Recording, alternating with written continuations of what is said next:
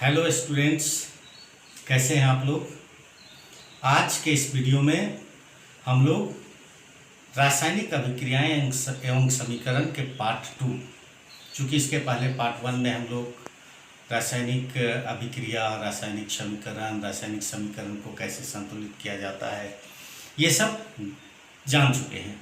तो आज जो है वो हम लोग देखेंगे मुख्य रूप से रासायनिक अभिक्रिया के प्रकार। तो हम लोग आज मुख्य रूप से रासायनिक अभिक्रियाओं के प्रकार में हम लोग ऊष्मा परिवर्तन के आधार पर देखेंगे और दूसरा जो प्रकार होगा वो अभिकारक के आधार पर देखेंगे, अभिकारकों के आधार पर। तो ऊष्मा परिवर्तन के आधार पर जो है दो तरह की अभिक्रियाएं होती है। तो आज से हम लोग का मेन जो वो ये टॉपिक होगा वो टॉपिक यही है। ये क्या है? ऊष्मा परिवर्तन के आधार पर रासायनिक अभिक्रिया के प्रकार और दूसरा अभिकारकों के आधार पर रासायनिक अभिक्रिया के प्रकार। रासायनिक अभिक्रिया के प्रकार यानी टाइप ऑफ केमिकल रिएक्शन। तो हमारा दो क्राइटेरिया यहाँ पर है। पहला है ऊष्मा परिवर्तन यानी हीट चेंज। तो हम लोग दैनिक जीवन में कई ऐसे अभिक्रियाओं को देखते हैं जिस अभिक्रिया को संपन्न कराने में या तो हमें हीट या ऊष्मा लगाना पड़ता है या कुछ अभिक्रिया के संपन्न होने के बाद हमें ऊष्मा मिलती है, यानी हीट में चेंज होता है, परिवर्तन होता है। तो ऊष्मा परिवर्तन के आधार पर रासायनिक अभिक्रिया को मुख्य रूप से हम लोग दो भाग में बांटते हैं। पहला जो है ऊष्माक्षेपी, जिसको कि अंग्रेजी में हम लोग एक्सोथर्मिक रिएक्शन कहते हैं, और दूसरा जो है वो ऊष्माशोषी, जिसको कि अंग्रेजी में हम लोग एंडोथर्मिक रिएक्शन कहते हैं। यानी ऊष्मा हीट चेंज के आधार पर केमिकल रिएक्शन को हम लोग दो भाग में बांटते हैं। तो सबसे पहले आइए जानते हैं कि ऊष्माक्षेपी क्या है, एक्सोथर्मिक रिएक्शन। एक छोटा सा उदाहरण आप लोगों ने देखा होगा, खासकर दीपावली के समय जब घर में चूना जो है किया जाता है, दीवारों में चूना किया जाता है, तो हम लोग ये देखते हैं कि चूना को कैसे बनाया जाता है। चूना को बनाया जाता है, पानी रहता है, पानी में जो है वो चूना का जो ठोस चूना होता है, जिसको कि हम लोग कली चूना कहते हैं, तो उसको हम डालते हैं। डालने के बाद हम ये देखते हैं कि जो पानी जो है वो धीरे धीरे पानी क्या होता है, वो गर्म हो जाता है, खौलने लगता है, यानी हीट निकलता है। तो एक तरह का ये अभिक्रिया, ये वो केमिकल रिएक्शन, यानी वो रिएक्शन जो हो रहा है उसमें हीट निकल रहा है। या तो फिर हम किसी चीज़ को जलाते हैं, मान लिया कागज को जला रहे हैं, लकड़ी को जला रहे हैं। तो जलाने के बाद क्या होता है कि जो प्रोडक्ट बनता है, जो उत्पाद बनता है, उसके साथ साथ हीट भी निकलता है, यानी दहन में ऊष्मा निकलती है। तो वैसी रासायनिक अभिक्रिया, जिस रासायनिक अभिक्रिया में हमें ऊष्मा प्राप्त होती है, ऊष्मा का उत्सर्जन होता है, तो वैसे रासायनिक अभिक्रिया को हम ऊष्माक्षेपी रासायनिक अभिक्रिया कहते हैं, यानी एक्सोथर्मिक रिएक्शन कहते हैं। यानी इस रिएक्शन में हमें हीट मिलेगा। इसका जस्ट अपोजिट कि कुछ अधिकांश रासायनिक अभिक्रियाएं ऐसी होती है जिसको संपन्न कराने में या रिएक्शन होने में हमें हीट देना पड़ता है, उसे गर्म करना पड़ता है।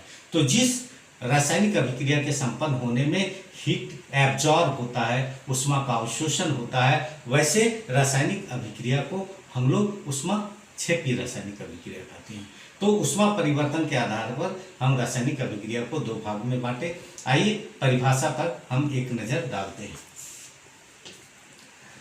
ये यहाँ सबसे पहले कि रासायनिक अभिक्रिया ऊष्मा परिवर्तन के आधार पर रासायनिक अभिक्रिया के दो प्रकार, ऊष्माक्षेपी अभिक्रिया जिसको एक्सोथर्मिक रिएक्शन, ऊष्माशोषी अभिक्रिया जिसको एंडोथर्मिक रिएक्शन कहते हैं। अब बारी बारी से इसकी परिभाषा देखते हैं। पहले जो है ऊष्माक्षेपी अभिक्रिया, एक्सोथर्मिक रिएक्शन, जिस रासायनिक अभिक्रिया में उत्पाद के साथ साथ यानी प्रोडक्ट के साथ साथ हमें ऊष्मा यानी हीट भी प्राप्त होती है, उसे हम ऊष्माक्षेपी अभिक्रिया कहते हैं। इसका एक छोटा सा उदाहरण, ये दहन का उदाहरण है। ये कार्बन सॉलिड, एस का मतलब हुआ कि वो सॉलिड स्टेट में है, उसको ऑक्सीजन गैस में अगर हम जलाते हैं, चूँकि हम लोग पिछले क्लासेस में पढ़ चुके हैं कि किसी भी चीज़ के जलने के लिए या दहन के लिए ऑक्सीजन गैस ज़रूरी है। तो कार्बन को जब ऑक्सीजन गैस के साथ जलाते हैं तो कार्बन डाइऑक्साइड गैस के साथ साथ ऊष्मा मिलती है। उसी तरह से कैल्शियम ऑक्साइड, जिसको कि हम लोग कली चूना कहते हैं, कैल्शियम ऑक्साइड वो सॉलिड होता है। पानी H2O लिक्विड स्टेट में है, इसमें अगर डालेंगे कैल्शियम हाइड्रोक्साइड बनेगा। AQ लिखा हुआ है यानी एक्वस यानी जलीय विलयन, इसके साथ साथ ऊष्मा निकलती है। तो ये जो दो उदाहरण हम लिए रहे हैं, इन दोनों उदाहरण में हम देखते हैं क्या है कि मेरा जो मेन प्रोडक्ट है यानी जो उत्पाद है, उस उत्पाद के साथ साथ ऊष्मा भी हमें प्राप्त हो रही है। तो इस तरह के रासायनिक अभिक्रिया को हम क्या कहेंगे, ऊष्माक्षेपी यानी एक्सोथर्मिक रिएक्शन। अब दूसरा ऊष्माशोषी, नाम से ही क्लियर है, शोषण यानी एब्जॉर्ब करेगा। तो जिस रासायनिक अभिक्रिया को संपन्न होने में ऊष्मा अवशोषित होती है उसे ऊष्माक्षेपी उसे ऊष्माशोषी अभिक्रिया कहते हैं यानी एंडोथर्मिक रिएक्शन। जैसे मान लिया जाए कि यहाँ एक calcium carbonate CaCO3 calcium carbonate, S का मतलब सॉलिड स्टेट है। यहाँ पर ये जो एरो है, एरो के ऊपर जो हम त्रिभुज का निशान लगाएं, पिछले वीडियो में मैंने बताया था कि ये त्रिभुज का निशान का मतलब होता है हीट करना। तो जब हम कैल्शियम कार्बोनेट को अगर हीट करते हैं तो कैल्शियम ऑक्साइड और कार्बन डाइऑक्साइड बनता है। तो ये जो हम देख रहे हैं क्या कि यहाँ पर ये अभिक्रिया संपन्न हुई, लेकिन उसको हमको क्या करना पड़ा, हीट लगाना पड़ा, हीट देना पड़ा, ऊष्मा देना पड़ा। दूसरा एग्जाम्पल जो है सिल्वर ब्रोमाइड का है। सिल्वर ब्रोमाइड सॉलिड है और ये जो है वो सनलाइट या लाइट जब वो पड़ता है तो वो जो है सिल्वर और ब्रोमीन में टूट जाता है। तो यहाँ पर सनलाइट जो है वो क्या कर रहा है, उस अभिक्रिया को संपन्न कराने के लिए हीट जो है वो ऊष्मा दे रहा है। तो इस तरह का अभिक्रिया जो है इसको हम लोग ऊष्माशोषी अभिक्रिया कहते हैं। तो इस प्रकार से हम लोग ये देखें कि ऊष्मा परिवर्तन के आधार पर रासायनिक अभिक्रिया दो प्रकार की होती है। यहाँ पर एक चीज़ और जानना जरूरी है, सिल्वर ब्रोमाइड AgBr में सनलाइट का क्या पर्पस है। तो आप लोग ये देखते होंगे बहुत सा ऐसा जो दवा जो होता है, दवा का जो शीशी होता है, कुछ दवा का शीशी डार्क कलर का होता है और कुछ दवा का जो है ट्रांसपेरेंट होता है। तो वो कुछ डार्क कलर क्यों होता है, तो डार्क कलर में जो दवा है, दवा क्या है, एक तरह का केमिकल है। तो डार्क कलर का जो बॉटल होता है, जो शीशी होता है, उसमें जो दवा है वो दवा जो है वो लाइट के साथ रिएक्शन कर सकता है। लाइट से वो एनर्जी को एब्जॉर्ब करके वो रिएक्शन कर सकता है। तो उसी रिएक्शन को बचाने के लिए वो डार्क कलर का बॉटल में रखा जाता है। और सिल्वर ब्रोमाइड जो है वो एक ऐसा पदार्थ है जो कि फोटोसेंसिटिव है। फोटोसेंसिटिव का मतलब वो प्रकाश जब पड़ता है तो प्रकाश पड़ता है तो अपने आप रासायनिक अभिक्रिया उसमें होती है। पहले जो ब्लैक एंड वाइट फोटो खींचा जाता था तो उसका जो रील था तो उस रील में सिल्वर ब्रोमाइड का लेयर चढ़ा हुआ रहता था और यही जो है, चूंकि ये फोटोसेंसिटिव सब्सटेंस है, इसी का यूज किया जाता था फोटो खींचने के लिए। तो इस तरह से हम लोग ये देखें कि ऊष्मा परिवर्तन के आधार पर रासायनिक अभिक्रियाएं को हम दो भागों में बांट सकते हैं। अब जो है हम आते हैं अभिकारकों के आधार पर रासायनिक अभिक्रिया के प्रकार।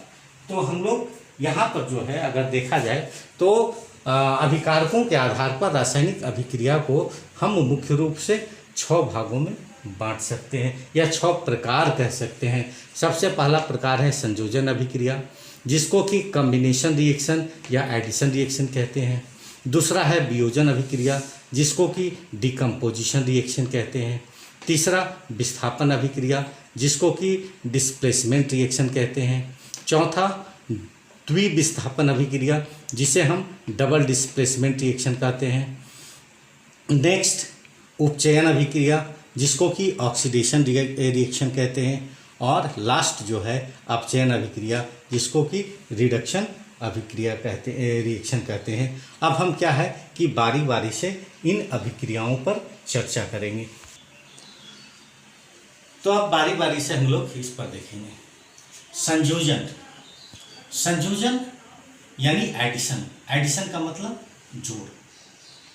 यहाँ पर ऐसी रासायनिक अभिक्रिया जिसमें 2 या 2 से अधिक पदार्थ आपस में मिलकर एक सिंगल जो है पदार्थ का बनाता है। तो ऐसी रासायनिक अभिक्रिया को हम लोग कहते हैं संयोजन अभिक्रिया। संयोजन नाम से क्लियर है, संयोग करेगा, या अंग्रेजी में कॉम्बिनेशन मतलब जुटेगा। तो जब दो या दो से अधिक पदार्थ जो है आपस में जुड़कर एक सिंगल पदार्थ का निर्माण करता है, और उस अभिक्रिया को हम लोग संयोजन अभिक्रिया कहते हैं। इसका ठीक विपरीत जो है वो अपघटन या वियोजन, यानी टूटने वाला। तो जिस रासायनिक अभिक्रिया में कोई एक सिंगल रिएक्टेंट, कोई एक सिंगल अभिकारक या पदार्थ टूटकर दो या दो से अधिक पदार्थ बनाता है, यानी दो या दो से अधिक प्रोडक्ट बनाता है, तो वैसे रिएक्शन को हम लोग वियोजन अभिक्रिया कह सकते हैं, अपघटन अभिक्रिया कह सकते हैं, या डिकम्पोजिशन रिएक्शन अंग्रेजी में कह सकते हैं। तो आइए पहले ये दोनों रिएक्शन जो है इसकी परिभाषा पर नज़र डालते हैं। संयोजन अभिक्रिया, संयोजन अभिक्रिया डैट मीन्स कॉम्बिनेशन या एडिशन रिएक्शन। यहाँ आर के ऊपर में एन लिखा हुआ, ये शॉर्ट फॉर्म हो गया रिएक्शन का। तो ये कॉम्बिनेशन या एडिशन रिएक्शन। तो जिस रासायनिक अभिक्रिया में दो या अधिक पदार्थ आपस में मिलकर एक पदार्थ यानी प्रोडक्ट उत्पाद बनाते हैं, उसे संयोजन अभिक्रिया कहते हैं। यहाँ पर जैसे देखिए हम ये ले रहे हैं कि एक मान लिया जाए ए जो है एक पदार्थ है ए, और दूसरा जो है वो क्या है बी, दोनों के बीच अभिक्रिया हुआ और एक सिंगल पदार्थ ए बी बनाया। तो ये दोनों संयोग किया, ये दोनों जुट गया, तो ये संयोजन अभिक्रिया। इसको अगर देखते हैं तो जैसे मान लीजिए Mg और O2, जब हम लोग का जो चैप्टर है, चैप्टर में ये एक एक्टिविटीज़ भी है जो कि लैब में किया जाएगा कि Mg यानी मैग्नीशियम रिबन को जब हम ऑक्सीजन में जलाते हैं तो मैग्नीशियम ऑक्साइड बनता है। यहाँ पर है मैग्नीशियम सॉलिड स्टेट में, ऑक्सीजन गैस है, जब ये दोनों में रिएक्शन होगा तो मैग्नीशियम ऑक्साइड बना। यहाँ हम लोग देखें ये अलग प्रोडक्ट, ये अलग पदार्थ है, ये अलग पदार्थ है, दो पदार्थ आपस में जुटकर एक पदार्थ बनाया सिंगल। उसी तरह से H2 hydrogen gas, oxygen gas मिलकर जो है जल बनाता है। यहाँ पर भी दो पदार्थ आपस में मिलकर एक नया पदार्थ बनाया, तो ये ऐड हो गया। अब इसके नीचे है वियोजन। वियोजन यानी कि अपघटन, जिसको डिकम्पोजिशन रिएक्शन कहते हैं। जिस रासायनिक अभिक्रिया में एक पदार्थ या अभिकारक टूटकर दो या दो से अधिक पदार्थ यानी उत्पाद का निर्माण करते हैं, उसे वियोजन अभिक्रिया कहते हैं। यानी एक जो है वो पदार्थ होगा ए, और ये जब रिएक्शन होगा तो दो अलग अलग बनेगा बी और सी। इसका अगर हम ये लेते हैं तो जैसे कैल्शियम कार्बोनेट, कैल्शियम कार्बोनेट को गर्म करें, कैल्शियम ऑक्साइड और कैल्शियम कार्बन डाइऑक्साइड बनेगा, तो एक पदार्थ से दो पदार्थ बना। तो इस तरह की अभिक्रिया को हम लोग वियोजन अभिक्रिया कहते हैं। आइए अब हम जानते हैं वियोजन आखिर कैसे होता है।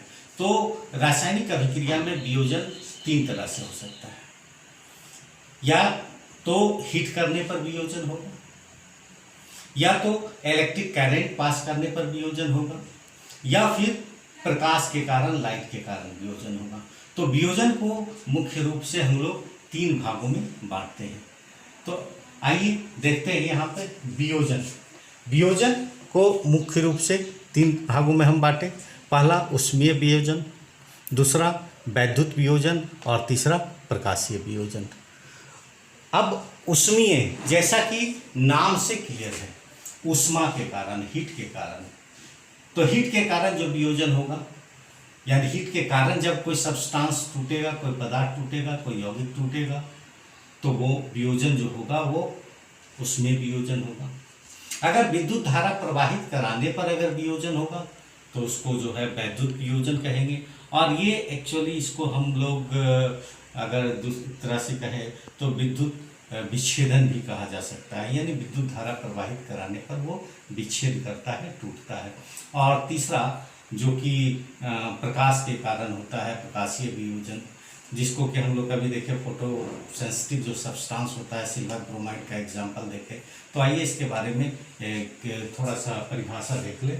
उसमें वियोजन का मतलब ऐसा वियोजन जिसमें पदार्थ यानी अभिकारक का वियोजन उष्मा के कारण होता है उसे उष्मीय वियोजन कहते हैं। इसका एग्जाम्पल जैसे कैल्शियम कार्बोनेट को ये गर्म करते हैं तो कैल्शियम ऑक्साइड और कार्बन डाइऑक्साइड बना। यहाँ कैल्शियम कार्बाइड का वियोजन हुआ, ये टूटा, किसके कारण? उष्मा के कारण, इसलिए उसको उष्मीय वियोजन। दूसरा है वैद्युत वियोजन। ऐसा वियोजन जिसमें पदार्थ का वियोजन विद्युत धारा के कारण होता है उसे वैद्युत वियोजन कहते हैं। अब जैसे है जल में जब हम विद्युत धारा प्रवाहित कराते हैं, विद्युत विच्छेदन करवाते हैं तो हाइड्रोजन गैस और ऑक्सीजन गैस बनता है। तो ये जल जो है वो टूट रहा है विद्युत धारा के कारण, इसलिए इसको वैद्युत वियोजन कहेंगे। तीसरा जो है प्रकाशीय वियोजन। ऐसा वियोजन जिसमें पदार्थ यानी अभिकारक का वियोजन प्रकाश के कारण होता है उसे प्रकाशीय वियोजन कहते हैं। अभी हम लोग एग्जाम्पल पहले भी देखे थे, सिल्वर ब्रोमाइड, सूर्य के प्रकाश के कारण जो है वो सिल्वर और ब्रोमीन गैस में टूट जाता है।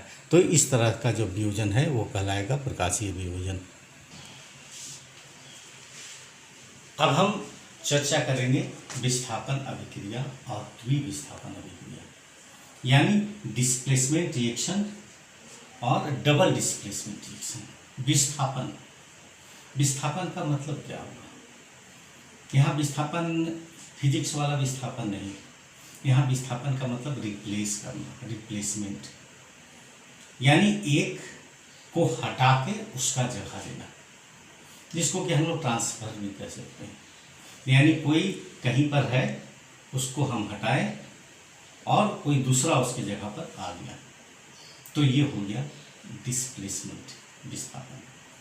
तो विस्थापन अभिक्रिया क्या है कि जब किसी भी रासायनिक अभिक्रिया में अधिक अभिक्रियाशील तत्व अपेक्षाकृत कम अभिक्रियाशील तत्व को उसके यौगिक से हटाता है, तो उस तरह के रासायनिक अभिक्रिया को हम लोग विस्थापन अभिक्रिया कहते हैं। यानी कि एक यौगिक होगा, एक कंपाउंड होगा, उस कंपाउंड में जो परमाणु हैं, जो तत्व जिन जिन तत्वों से वो यौगिक बना है, तो उसमें से बाहर से कोई या कोई दूसरा तत्व जो कि यौगिक में जो परमाणु है, जो तत्व है, उससे ज़्यादा अभिक्रियाशील हो वो आके क्या करेगा? कम अभिक्रियाशील वाला को हटाकर उसका जगह ले लेगा। कहने का मतलब है कि वो जो रिएक्टिव ज़्यादा है वो अपेक्षाकृत कम रिएक्टिव को अगर हटाया, उसका जगह ले लिया, तो उस तरह का रिएक्शन जो होगा, उस तरह के रिएक्शन को हम लोग डिस्प्लेसमेंट रिएक्शन या विस्थापन अभिक्रिया कहेंगे।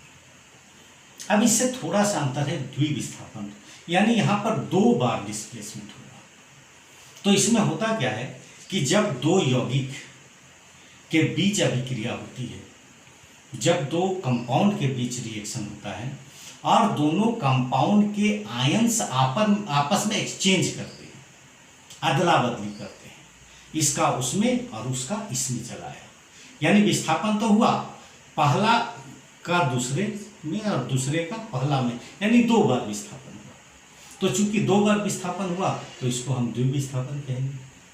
तो इसमें क्या है? द्विविस्थापन में 2 कंपाउंड या 2 यौगिकों के आयनों के बीच आपस में आदान प्रदान होता है, जिसके कारण प्रोडक्ट बनता है, उत्पाद बनता है। तो ऐसे अभिक्रिया को हम लोग द्विविस्थापन अभिक्रिया कहेंगे।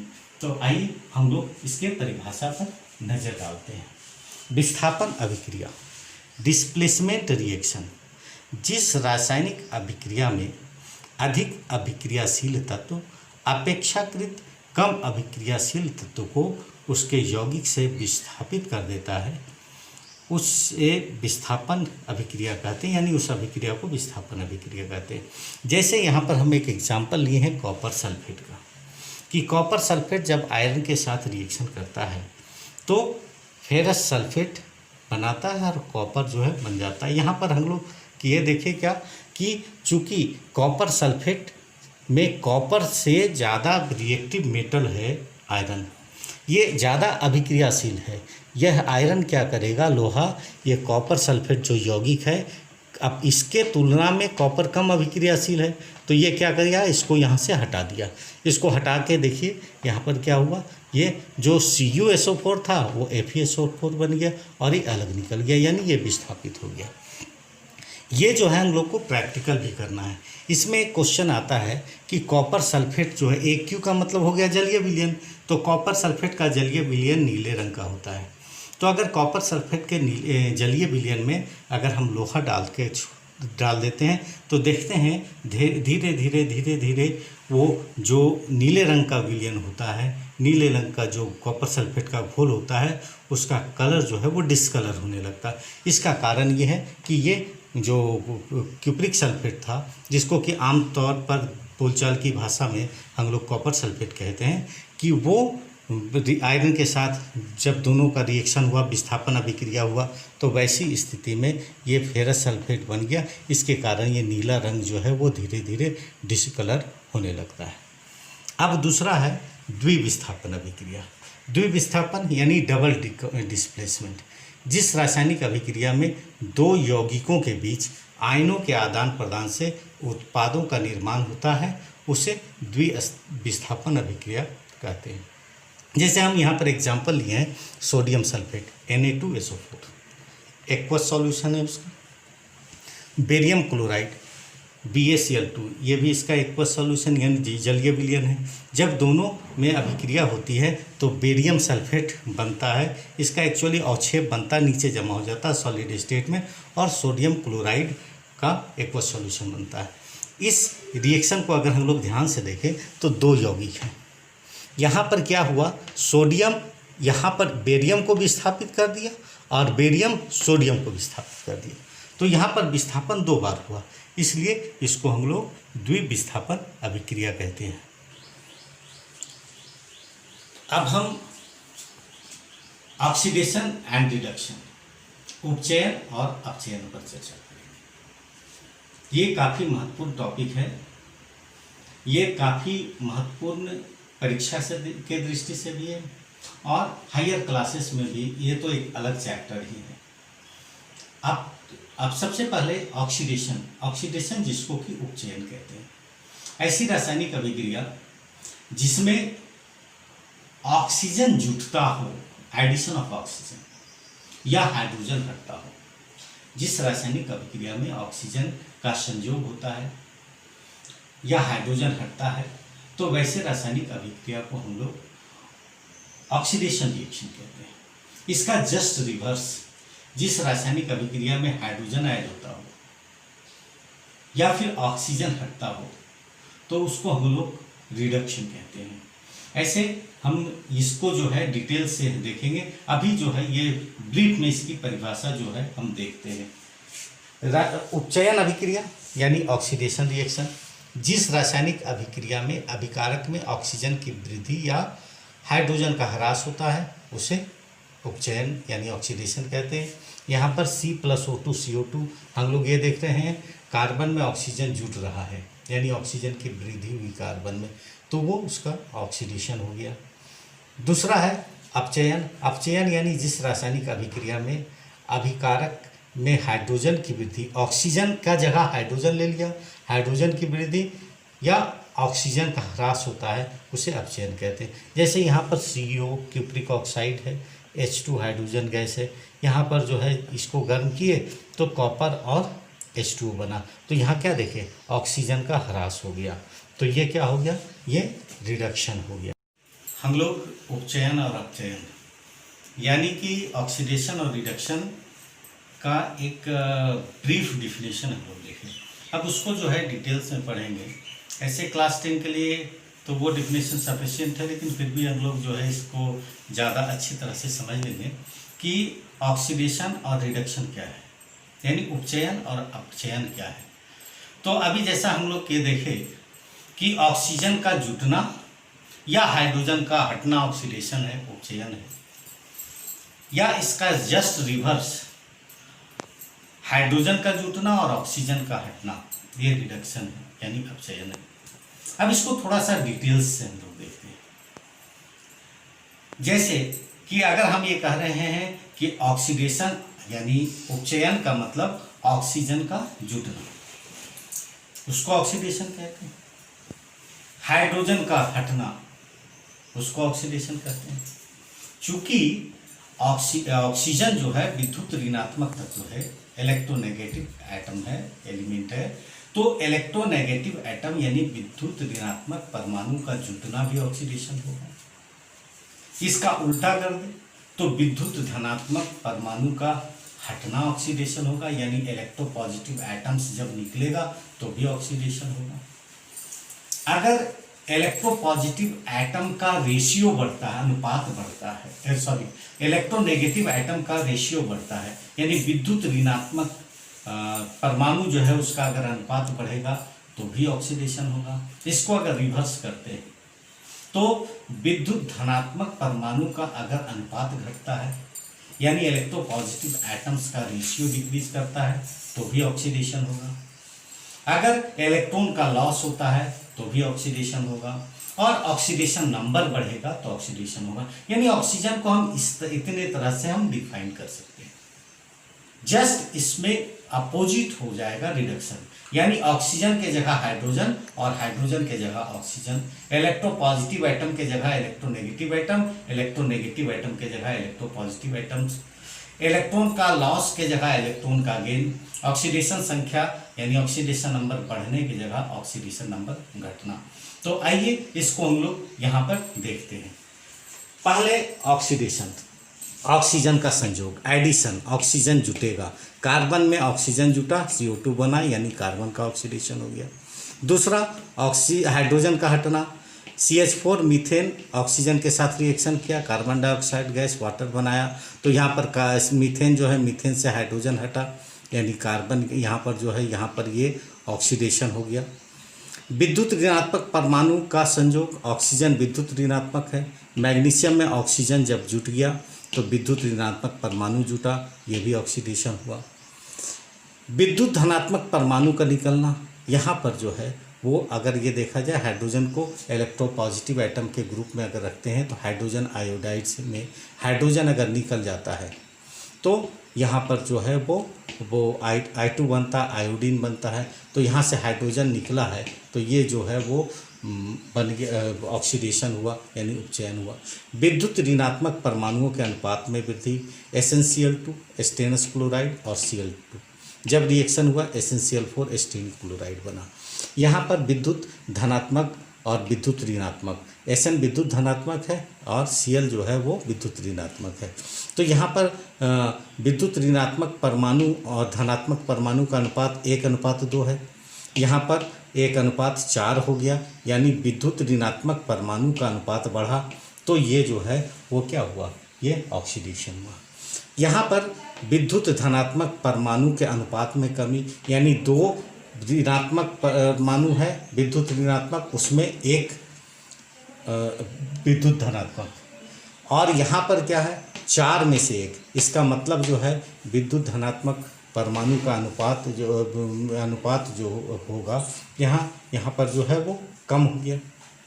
इलेक्ट्रॉन का लॉस, जब इलेक्ट्रॉन का लॉस हो गया, यहाँ पर जैसे सोडियम से 1 इलेक्ट्रॉन निकला, सोडियम आयन बना, ये अपचयन होगा, ऑक्सीडेशन होगा, और ऑक्सीडेशन नंबर, ऑक्सीकरण संख्या में वृद्धि, SnCl2 और Cl2, SnCl4, SnCl2 में Sn यानी 3 का ऑक्सीडेशन नंबर +2 और इसमें +4, तो +2 से +4 हो गया ऑक्सीडेशन।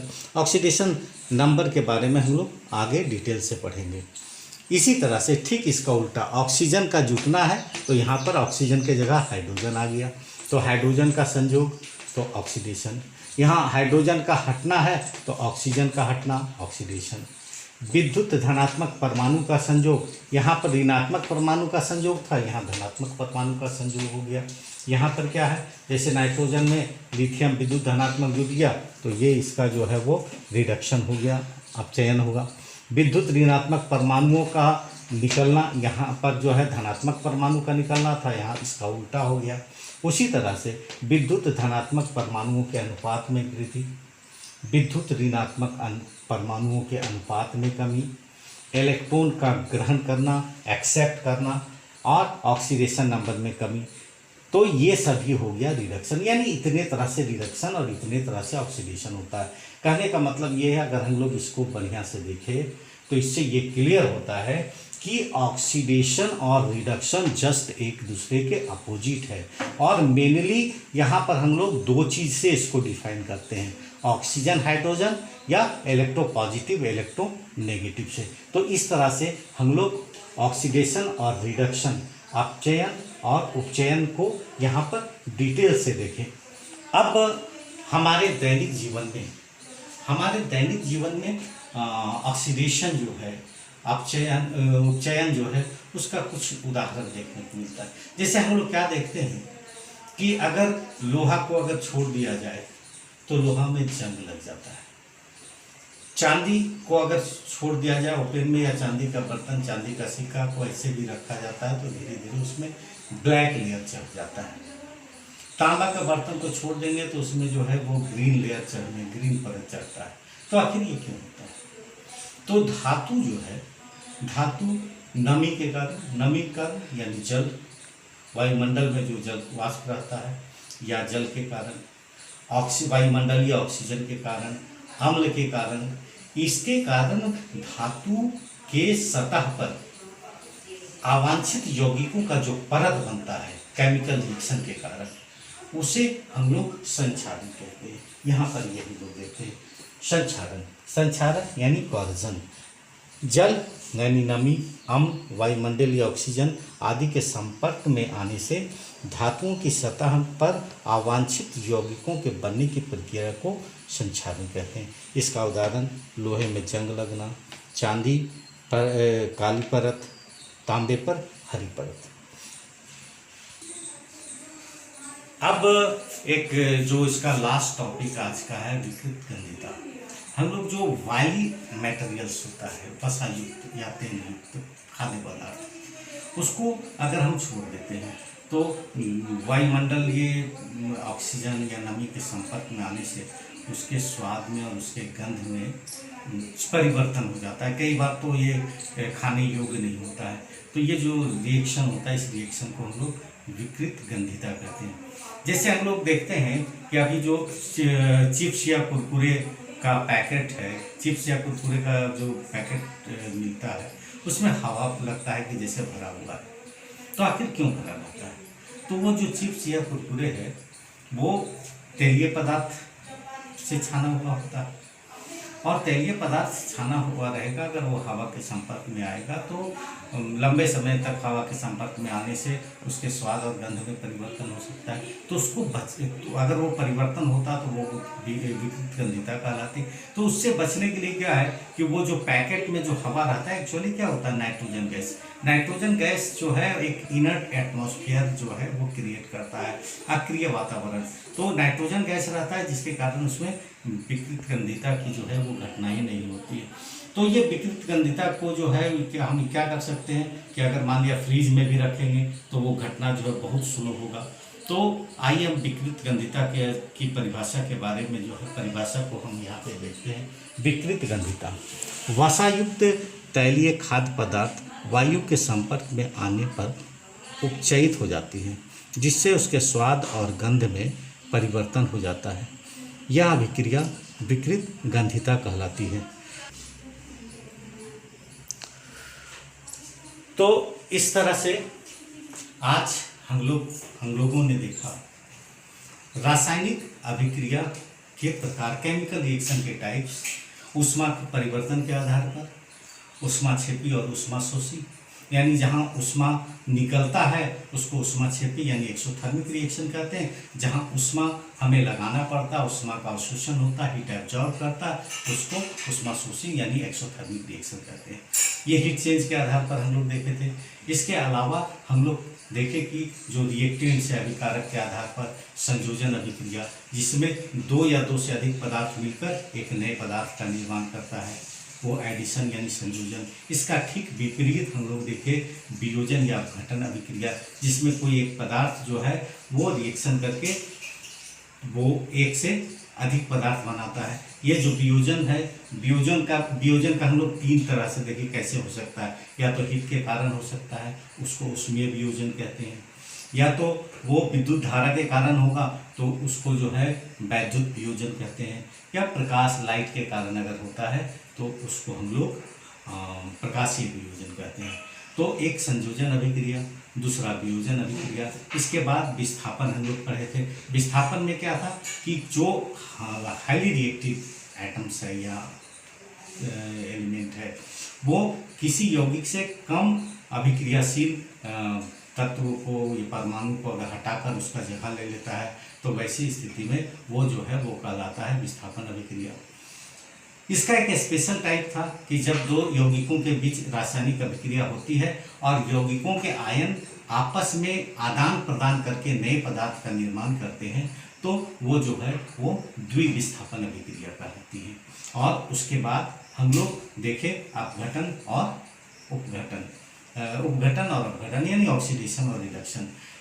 ऑक्सीजन का जुड़ना या हाइड्रोजन का हटना ये ऑक्सीडेशन कहलाता है, और इसके विपरीत हाइड्रोजन का जुटना और ऑक्सीजन का हटना इसको हम क्या कहते हैं, रिडक्शन कहते हैं। और इसको हम लोग ब्रीफ से हम लोग देखें कि कहाँ कहाँ किस किस कंडीशन में ऑक्सीडेशन हो सकता है, किस किस कंडीशन में रिडक्शन होता है। इसके अलावा कोरोजन के बारे में पढ़े कि अनवांटेड मटेरियल्स जो है वो किसी भी मेटल है उस पर जम जाता है नमी के कारण, ऑक्सीजन के कारण या हवा के कारण, अम्ल के कारण, जैसे जंग लगना होता है, चांदी के बर्तन या सिक्का का काला होना, ये सब जो है कोरोजन है।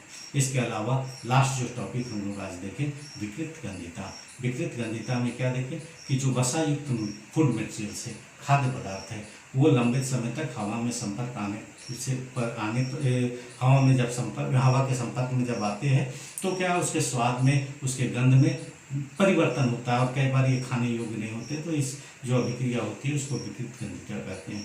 तो ये जो है आज हम लोग इतना इस टॉपिक, ये जो चैप्टर था इसमें ये टॉपिक्स था, इसको हम लोग अच्छी तरह से देखें। अब अभ्यास के लिए कुछ प्रश्न आप लोगों के पास है, ये प्रश्न को जो है वो हल कीजिएगा। और ये इसके अलावा जो एनसीईआरटी बुक है उस एनसीईआरटी बुक में बहुत सारे प्रश्न हैं, तो सभी प्रश्न का आप हल कीजिएगा।